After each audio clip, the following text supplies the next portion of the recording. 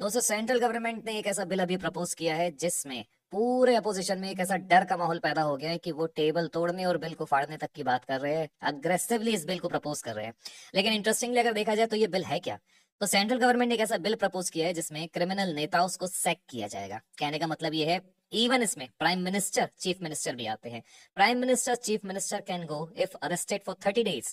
कहने का मतलब ये है कि 31 डेज में टिल वेरी नेक्स्ट डे अगर उनके ऊपर किसी भी ऐसे चार्जेस है जिनमें उनको 30 दिन की सजा सुनाई गई है, 30 दिन तक वो जेल में है, तो 31st डे उनको सैक कर लिया जाएगा, फिर भले ही वो भारत के खुद के प्रधानमंत्री ही क्यों ना हो। और यहाँ पर चीफ मिनिस्टर का मतलब हर स्टेट के चीफ मिनिस्टर और स्पेशली दिल्ली, पौंडीचेरी और जम्मू कश्मीर में जो चीफ मिनिस्टर हैं उनको तक इसके दायरे में रखा गया। अब आप समझ सकते हैं कि अगर खुद प्राइम मिनिस्टर इसके दायरे में है तो फिर तो कोई छूटने वाला है ही नहीं। लेकिन अपोजिशन को लेकर एक डर का माहौल पैदा हो चुका है, क्योंकि अपोजिशन के जो चार्जेस है, अपोजिशन का जो कंसर्न है, जो एक विपक्ष दल का कंसर्न है, वो थोड़ा आप समझ सकते हैं कि कितना ज्यादा है। क्योंकि भारत में अगर देखा जाए तो राजनीति अपने आप में सबसे बड़ा मसला है। राजनीति भारत में एक धंधा है और अपोजिशन का जो एक कंसर्न है वो बिल्कुल सीरियस भी है। यहाँ पर यह भी हो सकता है कि रूलिंग पार्टी इसे एक वेंडेटिव स्टेप की तरह यूज करे, या फिर रूलिंग पार्टी अपनी जो एक सेंट्रल गवर्नमेंट की एजेंसीज है उसका मिसयूज करना चालू कर दे। क्योंकि देखा जाए तो आगे जो मैं आपको केस बताऊंगा तो आप रिलेट कर पाएंगे कि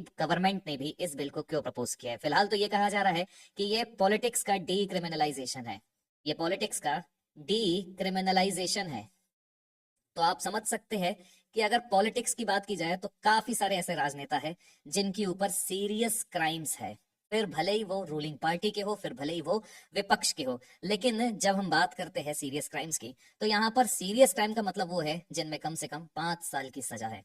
तो आप समझिएगा कि अब ऐसा कोई भी नेता भारत में नहीं बचने वाला है जो या सीरियस क्राइम के चार्जेस है जिसके ऊपर, या सीरियस क्राइम करके वो नेता बना है। क्योंकि नेता अपने आप में बाहुबली का एक पद होता है। भारत में राजनीति में नेता का जो पद होता है वो बहुत ही विशाल और बहुत एक तरफा, एकदम बल्लम बोलते हैं ना जिसे, वैसा होते जा रहा है। तो यहाँ पर वही सब चीजें हैं। लेकिन अब अगर ऐसा होता है तो सच में पॉलिटिक्स का भी डीक्रिमिनलाइजेशन जरूरी है, क्योंकि हमें भी भारत में एक स्वच्छ राजनीति की आवश्यकता है। अब आइए पूरा समझते कि आखिर सिनेरियो है क्या। तो जो बिल लाया गया है उसमें यह कहा जा रहा है कि prime minister and chief minister, फिर भले ही वो स्टेट के हो या फिर यूनियन टेरिटरी के हो, can go if arrested for 30 days. मतलब इस बिल को लेकर अब जो अप्रोर है वो क्या है। तो यहाँ पर कुल मिला के 3 ऐसे इंपॉर्टेंट फैक्टर है जिसको आपको ध्यान देना है। इन शॉर्ट मतलब bill proposes removal of prime minister chief minister if arrested for 30 days. Offence should be punishable for 5 years और मोर। मतलब यहाँ पर सीरियस ऑफेंसेस की बात हो रही है। और सीरियस ऑफेंसेस में आप समझ सकते हैं मेजर क्राइम, या फिर अगर मनी लॉन्ड्रिंग एक्ट के अंतर्गत भी कोई मिनिस्टर आ रहा है, जैसे कि पिछले पास्ट में हुआ भी है, तो उनके ऊपर भी अब सीरियस एलिगेशंस के तहत उनको अब हटाया जा सकता है। अभी होता यह है कि यूजुअली आपने देखा होगा कि दिल्ली के मुख्यमंत्री अरविंद केजरीवाल जो आम आदमी पार्टी से बिलोंग करते हैं, और तमिलनाडु के एक पर्टिकुलर मिनिस्टर थे, है ना, उनके ऊपर भी सीरियस क्राइम के एलिगेशंस थे। लेकिन हुआ ये था कि जेल में रहते हुए भी उन्होंने सरकारें चलाई है। इवन अगर तमिलनाडु के मिनिस्टर की बात की जाए तो यहाँ पर जो M.K. स्टैलिन है, उन्होंने विदाउट एनी पोर्टफोलियो उन्हें अपने कैबिनेट में रखा था।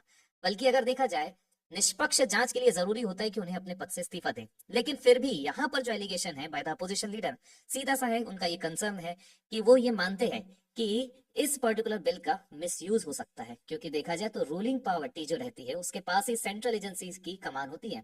फिर चाहे आप बात करें सीबीआई की, फिर चाहे आप बात करें ईडी की जो पूरे भारत में तहलका मचा रही है। और ईडी के ऊपर तो एक क्वेश्चन ये भी रेज होता है कि इसका जितना यूज है उतना इसका मिसयूज भी लगातार हो रहा है। और इसी से रिलेटेड ये बिल है।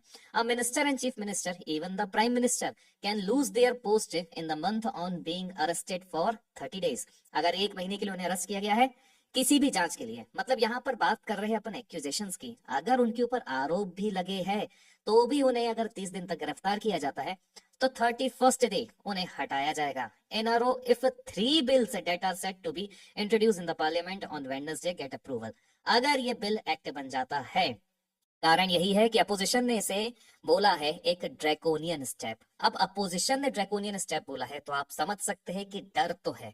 क्योंकि यहाँ पर ऐसा नहीं है कि रूलिंग पार्टी की अगर बात की जाए तो अपोजिशन पार्टी, रूलिंग पार्टी और जितने भी राजनेता है किसी ना किसी के ऊपर कुछ ना कुछ क्रिमिनल एक्टिविटीज या फिर क्रिमिनल चार्जेस रहते ही है। आखिर नेता है और नेता बनने के लिए हर तरीके के साम दाम दंड भेद वो अपनाते ही है। तो यहाँ पर अभिषेक सिंघवी का जो ट्वीट आया है वो थोड़ा देखने लायक है, मैं आपके लिए रीड कर देता हूँ। इन्होंने इस पर्टिकुलर स्टेप को एक विशियस सर्कल कहा है, क्योंकि no guidelines for arrest followed, arrest of opposition leaders rampant and disproportionate, new proposed law removes incumbent CM Imly on the arrest. Best way to destabilize opposition is to unleash biased central agencies to arrest opposition chief minister, and despite being unable to defeat them electorally, remove them by arbitrary arrest. And no ruling party incumbent CM ever touch. उनका simple सा concern है कि अगर ruling party का chief minister है तो फिर central agency उसके ऊपर किसी भी तरह की कमर नहीं कसेगी, लेकिन अगर अपोजिशन पार्टी का सीएम है तो फिर तो ये किसी भी स्टेट गवर्नमेंट में अगर अपोजिशन पार्टी है तो उसे डिस्टेबलाइज करने का एक नया तरीका यहाँ पर नया तरीका सेंट्रल गवर्नमेंट लेके आ रही है। और यही सबसे बड़ा कंसर्न है किसका, फिलहाल अपोजिशन पार्टी का। यहाँ पर याद करिएगा, आपको एक केस मैं आपको बताता हूँ। आपको पता होगा लास्ट ईयर अरविंद केजरीवाल ने लगभग 6 महीने वो जेल के लिए में गए थे, वो भी किसके लिए, लिकर पॉलिसी केस को लेकर। लेकिन उन 6 महीने में उन्होंने जेल में रहते हुए, सोचिए जेल में रहते हुए उन्होंने सरकार चलाई थी, और जैसे ही वो जेल से बाहर आते हैं वो इस्तीफा दे देते हैं और फिर अपना एक प्रतिनिधि के रूप में वो चीफ मिनिस्टर बना देते हैं। आप समझिएगा कि जो व्यक्ति कट्टर ईमानदार बनके भारत में आया था, आखिरकार उसे या उसके ऊपर सीरियस एलिगेशंस तो लगे थे, क्योंकि अगर उनके अगेंस्ट में एविडेंस नहीं होते तो 6 महीने तक वो जेल में भी नहीं रहते। लेकिन फिर भी जेल में रहते हुए अगर अरविंद केजरीवाल एक कट्टर ईमानदार व्यक्ति है ना, जो खुद को बोलते हैं सेल्फ प्रोक्लेम्ड है, वो अगर जेल में रहते हुए सरकार चला सकते हैं, तो अपने आप में ये क्वेश्चन तो पैदा करता है, क्योंकि यहाँ पर बात हो रही है अब डीक्रिमिनलाइजेशन ऑफ पॉलिटिक्स की। लेकिन अगर नया बिल प्रपोज होता उस वक्त भी, तो मात्र 30 दिन के अंदर 31वें दिन उनको अपने पद से इस्तीफा वैसे ही देना पड़ जाता। तो यहाँ पर वही बात है, एक एग्जाम्पल दिया अरविंद केजरीवाल का और दूसरा एग्जाम्पल दिया यहाँ पर तमिलनाडु के एक मिनिस्टर का। उनके ऊपर भी सीरियस एलिगेशंस थे मनी लॉन्ड्रिंग को लेकर, लेकिन फिर भी तमिलनाडु के जो चीफ मिनिस्टर हैं उन्होंने उन्हें अपनी कैबिनेट में रखा, that too without any portfolio. तो ये भी अपने आप में क्वेश्चन पैदा करता है। लेकिन despite of these type of scenarios, यहाँ पर एक चीज याद रखिएगा कि इस सिनेरियो के अलावा सबसे बड़ा कंसर्न जो है वो सोचने वाला भी है, क्योंकि अगर रूलिंग पार्टी अपनी सेंट्रल एजेंसी इसका मिसयूज करने लगे तो फिर हो सकता है कि इस बिल का भी यहाँ पर दुरुपयोग होने लगे, मिसयूज होने लगे, एक तरीके से वेंडेटिव तरीके से यहाँ पर काम किया जा सकता है बाय द रूलिंग पार्टी। और यही कंसर्न है। जो 3 बिल अब इंट्रोड्यूस किए जा रहे हैं उसको जरा ध्यान से देखिएगा। सबसे पहला है कॉन्स्टिट्यूशन 130th अमेंडमेंट बिल 2025, जिसे अभी होम मिनिस्टर अमित शाह ने चेयर किया है या फिर प्रपोज किया है। It provides automatic removal of prime minister, chief minister और एनी मिनिस्टर, चाहे वो यूनियन टेरिटरी के हो या फिर स्टेट गवर्नमेंट के हो, if they remain in judicial custody for 30 consecutive days. याद रखिएगा 30 कंसेक्यूटिव डेज बोला गया है, मतलब लगातार 30 दिन अगर जुडिशियल कस्टडी में रहते हैं किसी भी चार्जेस के ऊपर। अब ये कोई भी या किसी भी तरह के चार्ज हो सकते हैं, लेकिन याद रखिएगा यहाँ पर अपन कॉन्विक्टेड नहीं बोल रहे हैं, यहाँ पर सिर्फ उनके ऊपर अगर एलिगेशंस भी लगते हैं और उस एलिगेशंस के माध्यम से अगर उन्हें अरेस्ट कर लिया जाता है और कंसेक्यूटिव 30 डेज तक वो जेल में रहते हैं, जुडिशियल कस्टडी में रहते हैं, तो उस केस में उन्हें सैक किया जाएगा। लेकिन फिर भी जो पनिशमेंट होना चाहिए वो एटलीस्ट 5 ईयर्स से उससे ज्यादा का होना चाहिए। तो ये थोड़ी नोटेबल चीजें हैं। Applies even without conviction, as said mere arrest, custody for 30 days is mandatory, brings political executives on par with civil servants who are suspended immediately on arrest. They may be reappointed by the president governor after release. Second act, government of union territories amendment bill 2025 extend similar provision to the union territories which are governed through a separate legislative framework. Any union territory minister या CM, अब आप CM आ रहा है तो आप समझ जाएंगे यहाँ पर अरविंद केजरीवाल के केस को आप रिलेट कर सकते हैं, और या फिर ओमर अब्दुल्ला या फिर पौंडीचेरी के अगर जो सीएम है उनको भी कर सकते हैं। तो अगर इनकी बात की जाए तो ये भी अब इसके फ्रेमवर्क में आ जाएंगे। This type of post will also fall vacant if 30 days under the same condition, बिल्कुल सेम क्राइटेरिया। और फिर है अलग से Jammu Kashmir reorganisation amendment bill 2025, ये पूरी चीजें भी जम्मू कश्मीर में भी लागू होगी, क्योंकि जम्मू कश्मीर भी एक यूनियन टेरिटरी है विथ लेजिस्लेचर। तो आप समझ सकते हैं ये 3 बिल के इंट्रोडक्शन के बाद तहलका तो बचना है। करंट सिचुएशन की बात की जाए और रैशनली बिहाइंड द बिल की बात की जाए और करंट सिचुएशन से रिलेट किया जाए, तो यहाँ पर पीएम सीएम और किसी भी मिनिस्टर के ऊपर कोई एक्सप्लिसिट बार नहीं है। कहने का मतलब यहाँ पर सिंपल सा है कि अरेस्ट के बाद उन्हें अपने पद से हटना ही होगा। मतलब ऐसा नहीं है कि उनको उनकी पोस्ट दे दी जाए।